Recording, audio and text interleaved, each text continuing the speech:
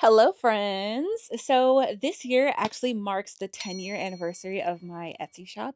If you don't know, I've been running an Etsy shop for about 10 years called Ebony and Ivory, but it's been on a bit of a hiatus for a little while. And I kind of wanted to take today's episode and take you behind the scenes of my small business journey, the decision to put my shop on hiatus, and what stepping back has like meant for me and what it's taught me and what I want to do going forward. It's not a sad story and it's definitely not the end of an era. It's actually about rediscovery, realignment, and finding the freedom to create on my own terms. So, if you've ever felt pressure just to keep hustling for the sake of it, or if you've ever wondered if it's okay to actually hit pause on something that you really love, I think this episode will speak to you. So let's talk about it. So I don't have an exact date, which is why I said this year marks the 10th anniversary because I don't actually know. I don't remember which date it was, but sometime in 2015, I opened up Ebony and Ivory on Etsy, and it's kind of funny. So the shop's name, Ebony and Ivory, was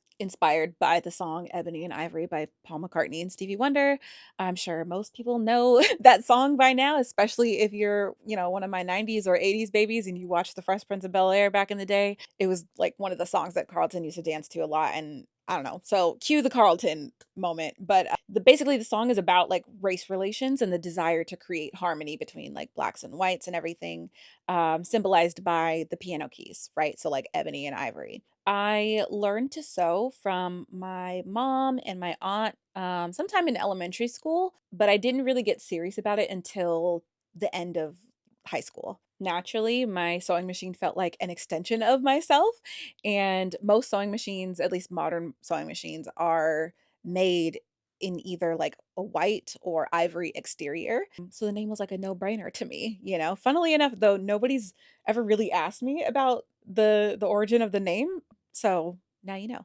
I started my shop during a time when I was fully locked into the growing sewing community on Instagram and YouTube. Because you have to think, so I graduated high school in 2011, and Instagram, I just looked it up, Instagram started in 2010. So it was like just popping off. And of course, like YouTube had been a thing for a while, but like online communities were becoming like a huge thing at that around that time once I graduated high school, like college age. So I was so locked in and it started just as a hobby, like just for fun. And I was communicating with other people. I found my tribe online, as they say. And the feedback and the encouragement from the online sewing community, mainly on Instagram, was incredible. It was so incredible, and it gave me the confidence that I needed to take a leap. But then life happened. Life happened, and I got to be in my like early 20s, and I moved out on my own. I quit my job, and suddenly my Etsy shop went from like a cute,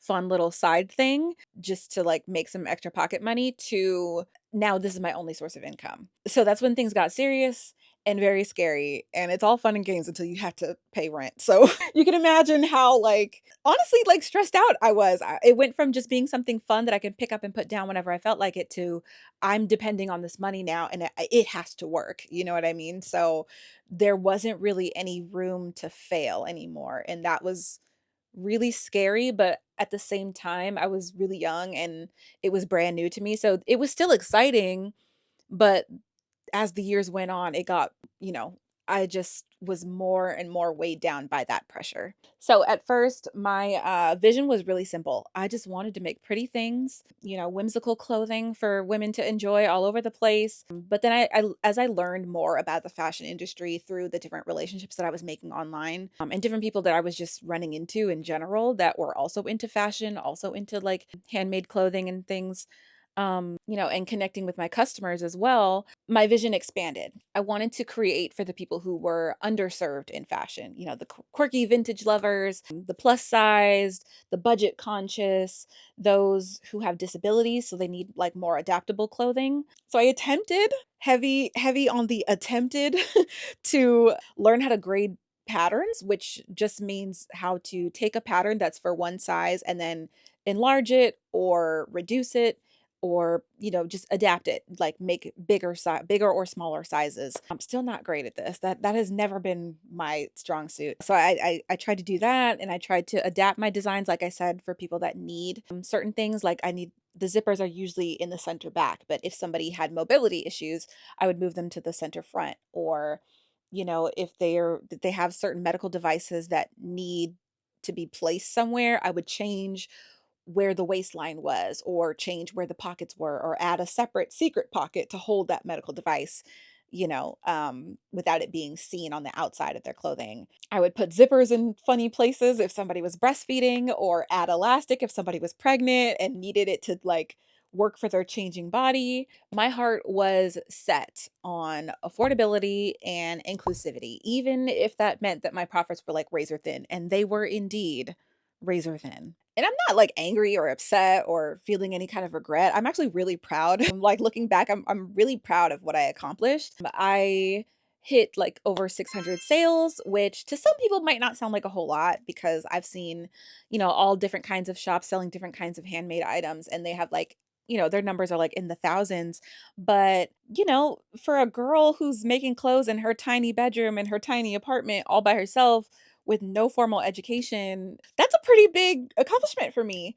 That's a really big deal. And my shop actually opened the doors for me to sew professionally offline as well as teach offline, which I still do today. So it opened up a lot of doors for me, and I have no regrets. But I will say that what I treasure the most is the relationships that I built along the way, whether it was with my customers, which always feels weird to call them customers because I call everybody friends, right? Even this channel I open up with, hey friends, like that's how I relate to everyone, is everybody's my friend.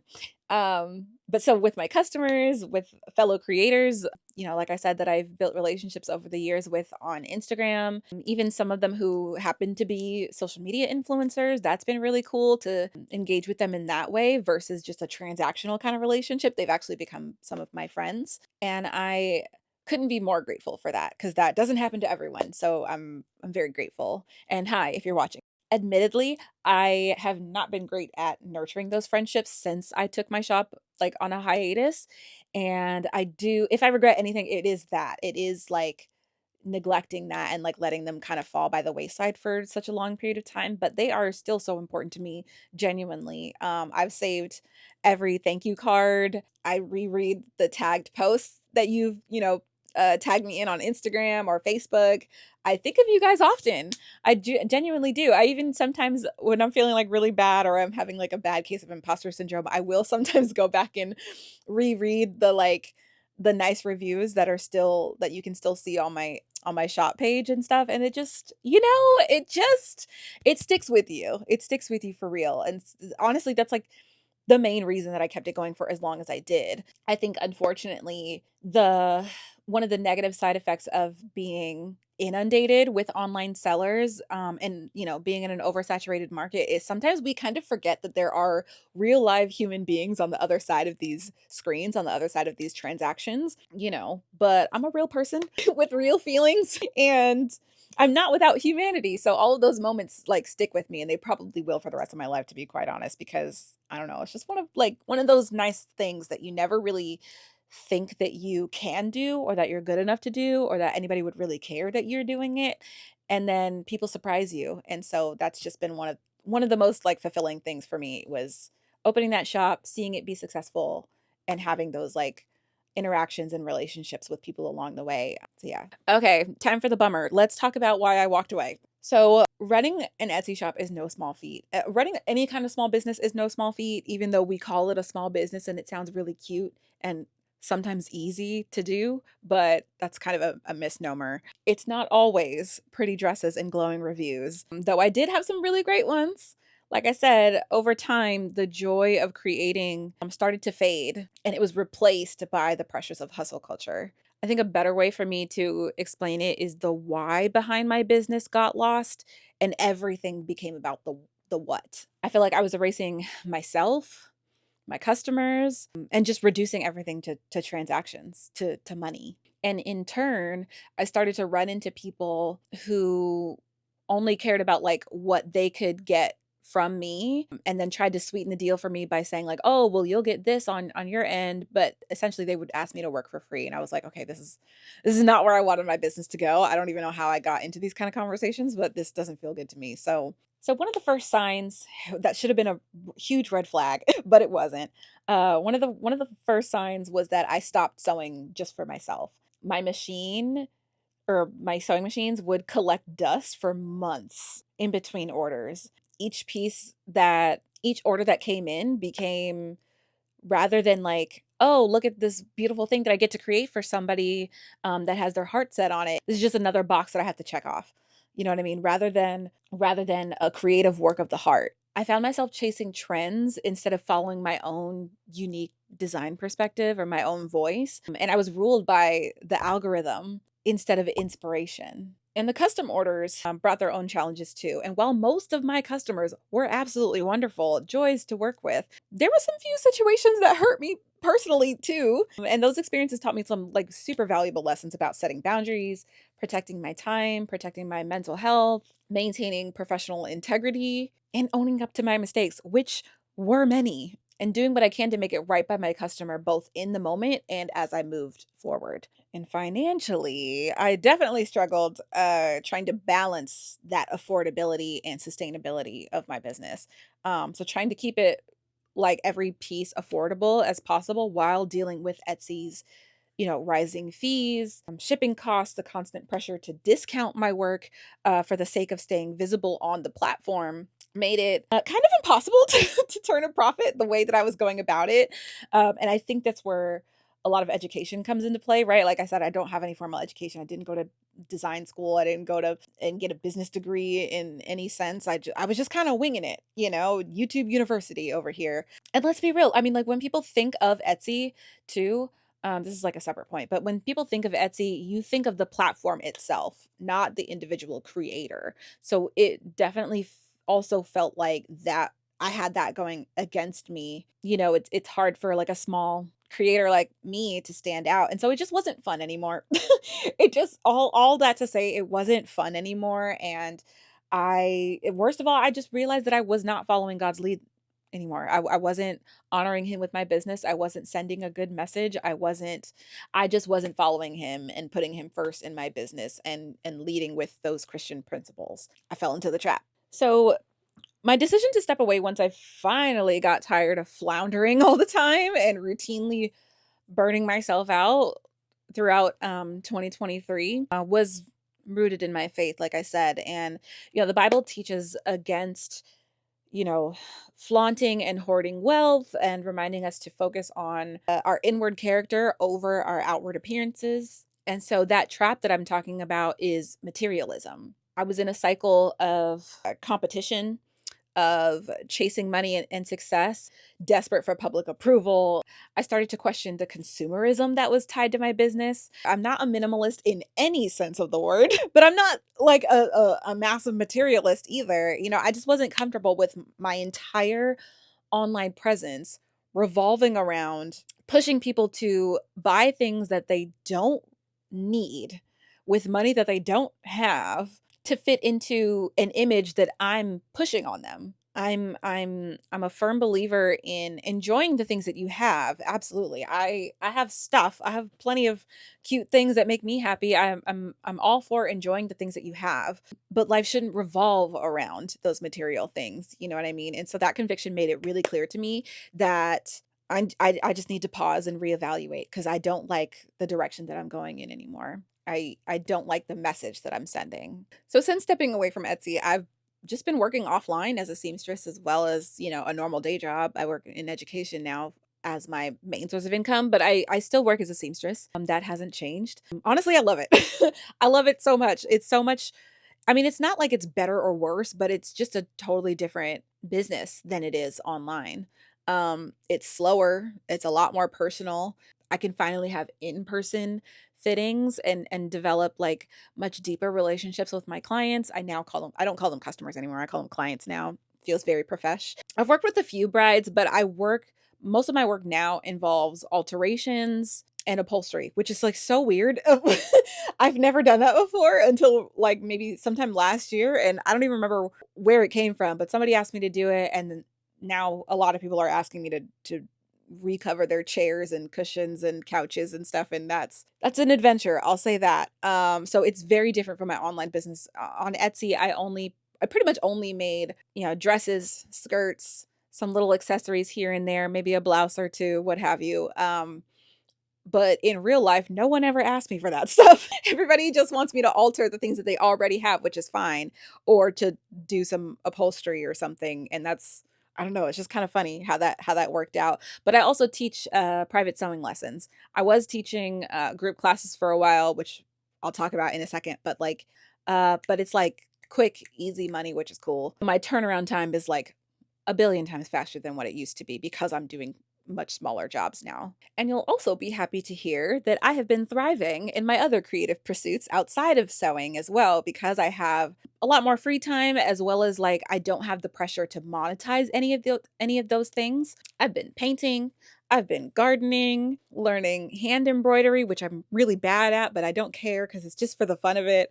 I even, started up this little YouTube channel, so that's been a fun creative outlet for me. With my church, I'm learning graphic design, audio visual production. So I'm like with the tech team now, which feels very cool, very, very cool. Although I still hate Photoshop. I'm not getting the hang of Photoshop. I don't know what it is. It doesn't work for me. I've been creating study resources for my SALT ministry, and that's been a lot of fun. And like I said, with my job in education, I've been taking the time to create all kinds of fun, decor and resources and activities, themed creative projects for the holidays and stuff like that with my students.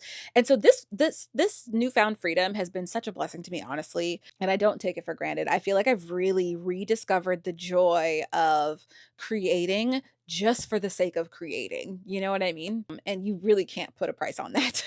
You really, really can't. And one of the biggest things that I'm now kind of understanding about myself is that sewing isn't just a job for me. It's not, I mean, it can be. It's actually my vocation. It's a part of my calling that's going to be with me like my entire life, whether I monetize it or not. It's just a part of my life forever. But what that looks like over time is going to change, grow, and evolve as I change, grow, and evolve. And that's okay. God gave me this gift. He gave me this talent, and I am free to use it however He leads me to. It doesn't have to just look one way. I don't have to mold myself into the world's idea of success. I don't have to have thousands of sales on my Etsy page for me to be, a success story. It's a success because it's something that I'm not giving up on. It's something that I'm continuing to, experiment with and learn more and improve my techniques and hone in on that skill. And not only just for myself, but to be able to then communicate that to someone else and teach them the same skill. So maybe it sparks a love of creation for them. You know what I mean? Sharing it, spreading it around. To me, that's the success story. So as for the future of Ebony and Ivory, I'm not saying that it'll never reopen, but if it does, it'll be very different because it has to be, right? I think I would probably do like smaller batches rather than it just being like open and it's just like whoever orders. I'd limit the number of custom orders that I would take on, or commissions, whatever you want to call them, so that I don't burn myself out, number one. And then it would probably be like seasonal offerings versus trying to force feed the same items all year long. I'd probably keep it to certain months out of the year that I would offer, custom orders. That way I can focus on the quality of those items over having a high volume of orders, because my main thing is that I always want to create with intention, not create out of obligation. You know what I mean? So to my fellow Etsy creators, or even if you're not on Etsy, but you just have like a small business of your own, I just want to say it is okay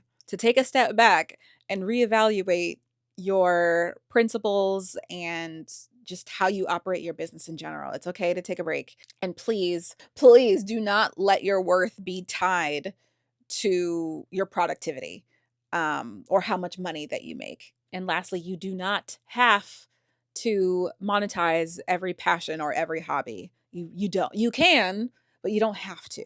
Don't buy into that. Because for some of us, it genuinely does take all of the joy right out of it. And then you're miserable, but then you're also stuck because now you're dependent on that income. So You don't have to do that if you don't want to, or if it doesn't make sense for you, don't do it. You don't have to. And to all of my supporters and former customers, clients, and friends, thank you for being a part of this journey. It's been a super wild 10 years, and your encouragement honestly means the world to me. And while Etsy might be on pause, rest assured that Ebony and Ivory is thriving offline. All right, that's all I got. Stay creative, stay true to yourself. I love you, and I will see you next time.